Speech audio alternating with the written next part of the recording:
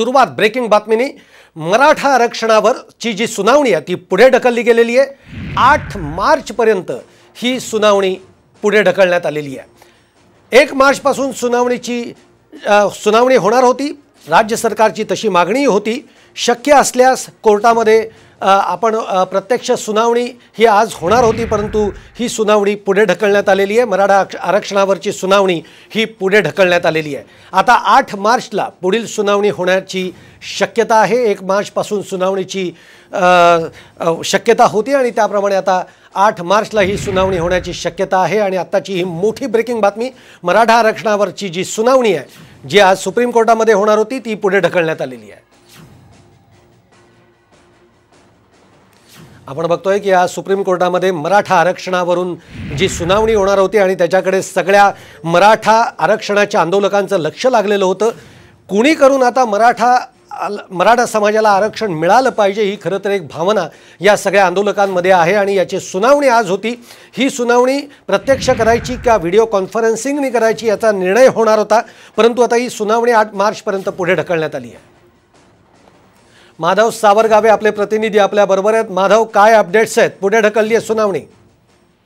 सुहास, आजच्या सुनावणीकडे संपूर्ण महाराष्ट्राचं लक्ष होतं। विशेषतः मराठा आरक्षणावरील जी स्थगिती आहे ती उठण्याची शक्यता होती असा अंदाज याचिकाकर्ते आणि सरकारच्या वतीनं वारंवार व्यक्त केला जात होता। मात्र आता आज जी सुनावणी झाली त्या आजच्या सुनावणीमध्ये स्थगितीच्यावर कुठलाही विषय सुप्रीम कोर्टामध्ये सर्वोच्च न्यायालयामध्ये झालेला नाही।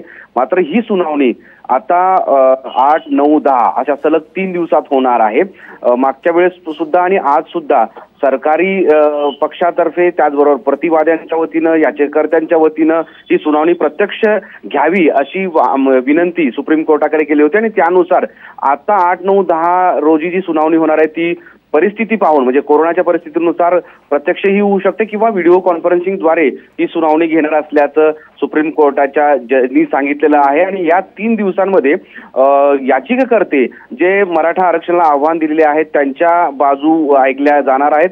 मात्र त्यानंतर जी 12, 14 आणि 15, 16 असे सलग 4 दिवस हे मराठा आरक्षणाच्या बाजूनं जे व्यक्ती म्हणजे राज्य सरकार असेल त्याचबरोबर काही मराठा आरक्षणाच्या बाजूची याचिकाकर्ते ते आपली बाजू मांडतील आणि 18 मार्च रोजी केंद्र सरकार याच्यावर सुद्धा आपली बाजू मांडणार आहे। आणि अशा पद्धतीनं ही सुनावणी 8, 9, 10 पुढे 12, 15, 16, 17 आणि 18 तारखेपर्यंत ती सुरू राहील आणि त्या काळातच मराठा आरक्षणाच्या संदर्भात नेमकं काय पुढचं पाऊल असेल किंवा कसा निर्णय असेल हे कळू शकेल। सुहास, निश्चित मराठा आरक्षणाच्या संदर्भामध्ये आता पुढचं काय पाऊल असणार आहे आंदोलकांचं हेही समजेल।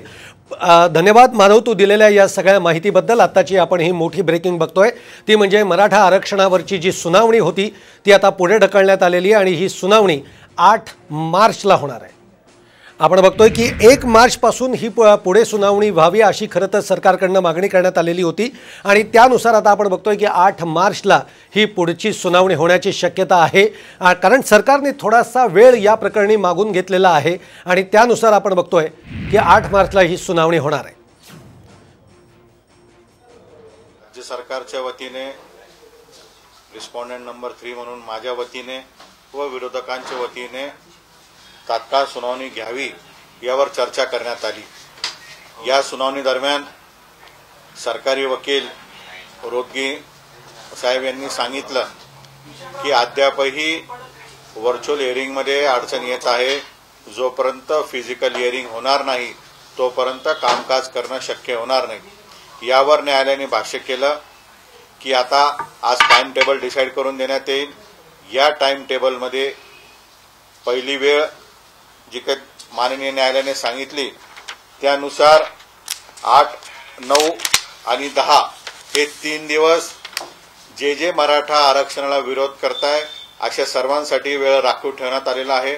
8 तारखेला, 9 तारखेला आणि 10 तारखेला हे 3 दिवस मराठा आरक्षणाला विरोध करणाऱ्यांसाठी बाजू मांडण्यासाठी त्या ठिकाणी वेळ देण्यात आलेला आहे। यापुढे 15 मार्च, 16 मार्च आणि 17 मार्च, 12 मार्च, 15 मार्च आणि 16 मार्च, 17 मार्च हे 4 दिवस जे मराठा आरक्षणाला सपोर्ट करताय म्हणजे मुख्यमंत्री राज्याचे मुख्य सचिव आणि रिस्पॉन्डेंट नंबर मी आणि जे कोणी इंटरव्ह्युनर याच्यामध्ये आपलं मत मांडू शकता, यांनी 12, 15, 16 आणि 17 ह्या 4 दिवस त्यांना संधी मिळणार आहे.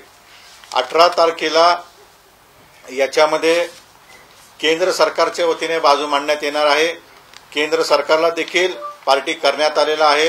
केंद्र सरकारच्या वकिलांनी आज स्पष्ट केलं की तामिळनाडू आरक्षणचं प्रकरण हे सोमवारी लागलेलं आहे आणि त्या प्रकरणाचा परिणाम या प्रकरणावर होऊ शकतो. ईडब्ल्यूएसच्या प्रकरणाचा परिणाम याच्यावर होऊ शकतो.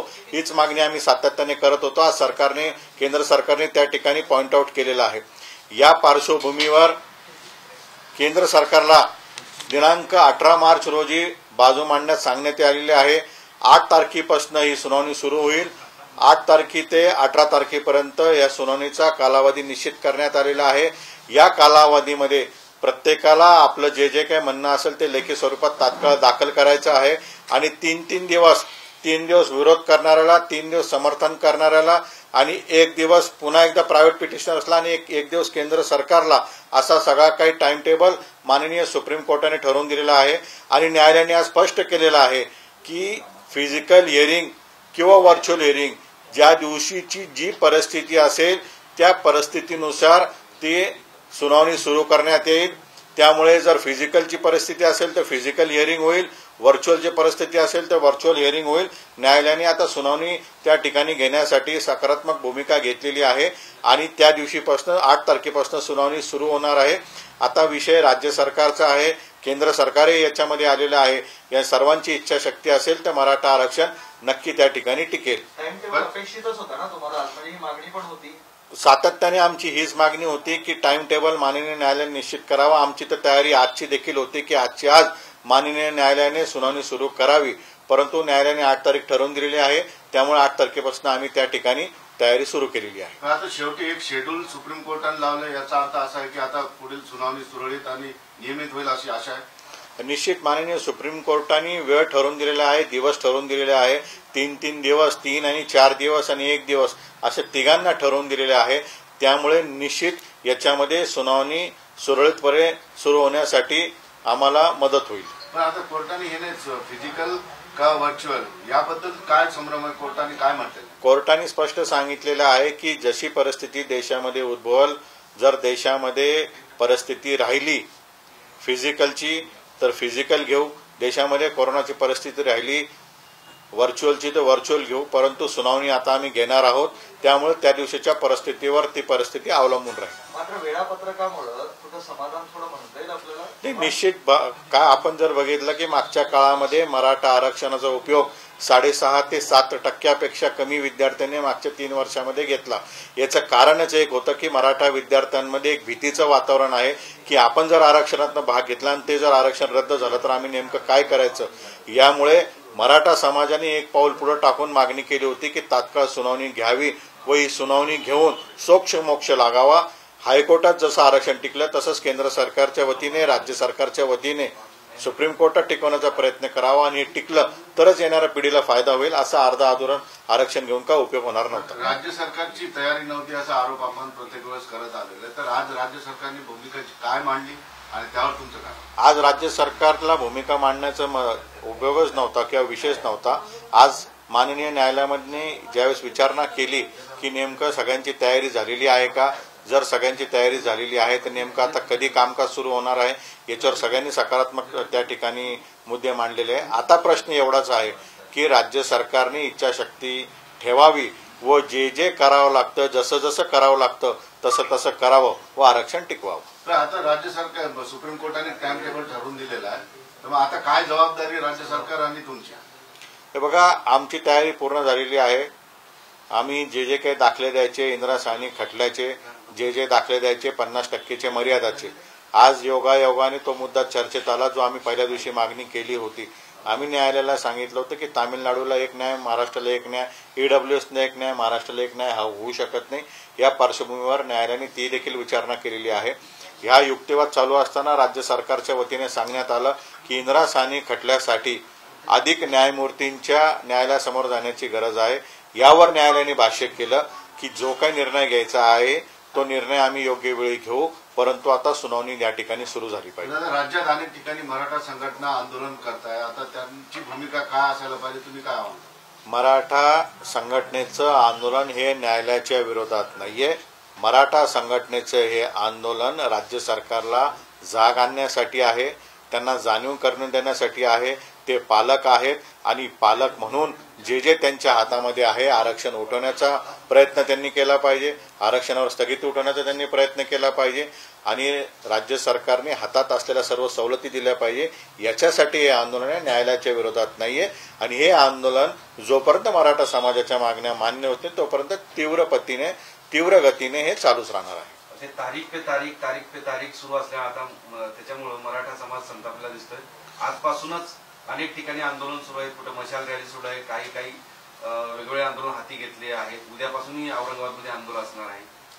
मग हे आंदोलन असंच या महिन्याभरात चालू राहणार आहे का? मराठा समाजाचं आंदोलन हे मागील अनेक दिवसांपासून अनेक कालखंडापासून चालू आहे. याच्यामध्ये प्रामुख्याने एकच विषय आहे की जोपर्यंत आमची मागणी मान्य होत नाही तोपर्यंत आम्ही आंदोलन हे करणार आहोत. वेगवेगळ्या ठिकाणी जमेल तसं कोविडच्या परिस्थितीमध्ये कोणालाही त्रास न देता हे आंदोलन करण्याचा प्रयत्न मराठा समाज करत आहे. ठीक आहे, पण सुप्रीम कोर्टामध्ये आज ज्या काही चर्चा झाली ती अपेक्षित होती का, की किमान स्थगितीच्या संदर्भात चर्चा सुरुवातीला झाली पाहिजे होती? चर्चा स्थगिती करूनच पुढची सगळ्या आरक्षणावरची सुनावणी व्हायला हवी असं तुमचं मत आहे? नाही, आता न्यायालयाच्या प्रक्रियेचा हा भाग आहे. सातत्याने वारंवार अर्ज आम्ही केलेला आहे स्थगिती उठवा, परंतु न्यायालयाने स्पष्ट केलं की आता आम्ही कुठल्याही प्रकारचा नवीन आदेश त्याच्यामध्ये देणार नाहीये. अंतिम निर्णय आम्ही देणार आहोत, तो न्यायालयाचा अधिकार आहे. त्या अनुषंगाने न्यायालयाने निर्णय देण्याचं ठरवलेलं आहे आणि 8 तारखेपासून सुनावणी सुरू होणार आहे. आमची तयारी आहे, राज्य सरकारने जय्यत तयारी करावी आणि याचा सोक्षमोक्ष लागावा. मराठा आरक्षण आंदोलनकर्ते जे आहेत, मराठा क्रांती मोर्चाचे सदस्य जे आहेत, ते असं म्हणतायत की ही सुनावणी मराठा आरक्षणाला स्थगिती न देताही सुरू झाली असती, पण याच्यामागे सगळा राजकीय हेतू आहे. भाजपचं सरकार असतं तर ही सुनावणी स्थगिती न देता सुरू झाली असती. मात्र इथं आघाडीचं सरकार असल्यामुळं आणि त्यांचे प्रयत्न कमी पडत असल्यामुळं ही सुनावणी स्थगिती देऊन सुरू आहे. हे बघा, मराठा समाजासमोर एकच प्रश्न आहे की आम्हाला आरक्षण मिळालं पाहिजे. आम्ही एवढ्या अडचणीत आलेलो आहोत की मागच्या काळामध्ये यातले आरे सत्ताधारी आज विरोधात आहे, मागचे विरोधक आज सत्ताधारीमध्ये आहे. तर आमच्यासाठी सर्व सारखे आहेत. काँग्रेस आहे तशी, भाजप आहे तशी, राष्ट्रवादी तशी, शिवसेना आहे तशी. प्रत्येक जणाला मागच्या काळामध्ये योग्य वाटत होतं. मागच्या काळामध्ये राष्ट्रवादी काँग्रेसला योग्य वाटत होतं की आम्ही यांच्या विरोधात आंदोलन करतो. आज त्यांना वाईट वाटतंय. मागच्या वेळेस भाजपला वाईट वाटत होतं, आज भाजपला आनंद वाटतोय. परिस्थिती अशी आहे की मराठा समाज आता या राजकारणामध्ये भरभटत चाललेला आहे आणि ही स्ट्रॅटेजी जर चारही पक्षांनी मिळून केली असती तर आज स्थगिती मिळाली नसती. परंतु दुर्दैवाने कोणाला काही देणं घेणं नाहीये. तारीख आली तर मराठा आरक्षणावर चर्चा होती, तारीख गेली तर मराठा आरक्षणाचा विसर पडतो. जेव्हा प्रत्यक्ष सुनावणी सुरू होईल तेव्हा स्थगिती द्या ही पहिली मागणी राज्य सरकारच्या वतीनं तुमच्या वतीनं असणार आहे का, आणि त्यानंतरच्या चर्चा सुरू राहू द्या? स्थगिती द्या ही मागणी आम्ही कसं काय करणार? स्थगिती उठवा हीच मागणी आम्ही करणार. स्थगिती उठवा हीच मागणी आम्ही करणार आहोत आणि स्थगिती उठवण्यासाठी ती का उठवण्यात यावी याचं लेखी जे काही म्हणणं आम्हाला न्यायालयाने दाखल करायचं सांगितलेलं आहे ते आम्ही सर्व त्या ठिकाणी दाखल करणार. या आरक्षणाचा विषय फार लांबत चाललेला आहे. पोरांचा संयम सुटलेला आहे, एकाने आत्महत्येचा प्रयत्न केलेला आहे. तुम्ही तरुण पोरांना काय आता संदेश द्याल? तुम्हाला ऐकताय सगळं. आम्ही सर्वांना हात जोडून विनंती करतो की हे मराठा आरक्षण हे आपल्यासाठी आहे, तुमच्या माझ्यासाठी आहे. मागच्या काळामध्ये 6.5 ते 7% कमी उपयोग आपण केला. आपली मानसिकता मी समजू शकतो, परंतु एक एक जीव महत्वाचा, एक एक प्राण महत्वाचा आहे. जर असं कोणी पाऊल उचललं तर ह्या संघर्षाला काही अर्थ राहणार नाही. कोणी असं पाऊल उचलू नका. भारतामध्ये लोकशाही जिवंत आहे आणि आपल्याला कायद्याच्या चौकटीत टिकणारं आरक्षण हे मिळणार आहे. कारण मराठा समाजाचा मागासपणा हा सिद्ध झालेला आहे. त्यामुळे मराठा समाजाला आरक्षण हे 100% मिळणार आहे. कोणी असं पाऊल उचलू नका अशी विनंती आम्ही सर्वांनी केलेली आहे. ओके, पण आता आंदोलन सुरूच आहे ना. सास पिंपळगावमध्ये आता पुण्याहून माणसं येत आहेत. आंदोलन बंद करण्याचं कुठलंही कारण नाही. सरकारने पुढे येऊन अशी कोणतीही घोषणा केली नाही, अशा कोणत्याही सुविधा आम्हाला दिल्या नाही की ज्यामुळे आंदोलन बंद करण्याचा पर्याय आम्ही निवडू. आमच्या पदरी काहीच पडलेलं नाही आणि सरकारला जाग आणण्यासाठी आंदोलनाशिवाय आमच्यासमोर पर्याय नाही. उलट सगळ्यांनी आमचं कौतुक केलं पाहिजे की आज देखील शांततेने आम्ही आंदोलन करतोय. देशामध्ये वेगवेगळे आंदोलन चालू आहे. टाचणीचंही नुकसान या महाराष्ट्रामध्ये मराठा समाजाने केलेलं नाही. सर्वांनी आमच्या पाठीशी उभं राहिलं पाहिजे, सर्व पक्षाने आमच्या पाठीशी उभं राहिलं पाहिजे आणि आम्हाला सहकार्य केलं पाहिजे. आता जसं तारीख पे तारीख सुरू आहे तसंच जर पुन्हा 8, 9, 10 पुन्हा 15, 16, 18, 21 पर्यंत जर गेलं. आपण बघतोय की 8 मार्चपर्यंत मराठा आरक्षणावरची जी सुनावणी आहे ती पुढे ढकलण्यात आलेली आहे. कोर्टाने काही डेटसुद्धा निश्चित केलेले आहेत. 8, 9, 10 याच्यामध्ये जे आरक्षणाच्या विरोधातली लोक आहेत त्यांच्यासाठी 8, 9, 10 या तारखा ठेवण्यात आलेल्या आहेत आणि त्याचप्रमाणे 12, 15, 16 जे आरक्षणाच्या बाजूने आहेत म्हणजे ज्याच्यामध्ये सरकार आहे, सचिव आहेत, अशा सगळ्यांसाठी या तारखा ठेवण्यात आलेल्या आहेत. आणि 18 तारीख जिथे केंद्रसुद्धा आपली एक भूमिका मांडणार आहे अशा पद्धतीने सर्वोच्च न्यायालयाने मराठा आरक्षणाच्या वरतीची जी सुनावणी आहे ही पुढे ढकलली आणि त्याच्या तारखाही निश्चित केलेल्या आहेत. मराठा आरक्षणाच्या वरती विजय वडेट्टीवार यांची काय प्रतिक्रिया आपण बघूयात. मराठा समाजाला न्याय मिळाला पाहिजे. एससीबीसीचं आरक्षण टिकावं यासाठी राज्य सरकार सर्वतोपरी प्रयत्न करत आहे. वकिलांची फौज जे आवश्यक असेल तेवढी सगळी लावत आहे. अशोक चव्हाण प्रामाणिकपणे या राज्याचे माजी मुख्यमंत्री आणि या समितीचे अध्यक्ष इमानेद्वारे काम करत आहेत. यावर कोणीही प्रश्नचिन्ह निर्माण करण्याचा विषय नाही. आज शेवट सर्वस्वी निर्णय हा आता सुप्रीम कोर्टात आहे. मला वाटतं की सुप्रीम कोर्टाने 102 घटनादुरुस्तीचा आधार घेऊन तामिळनाडू राज्याला सुद्धा आता नोटीस पाठवली की ज्यावर 50% वर आरक्षण गेलेलं आहे.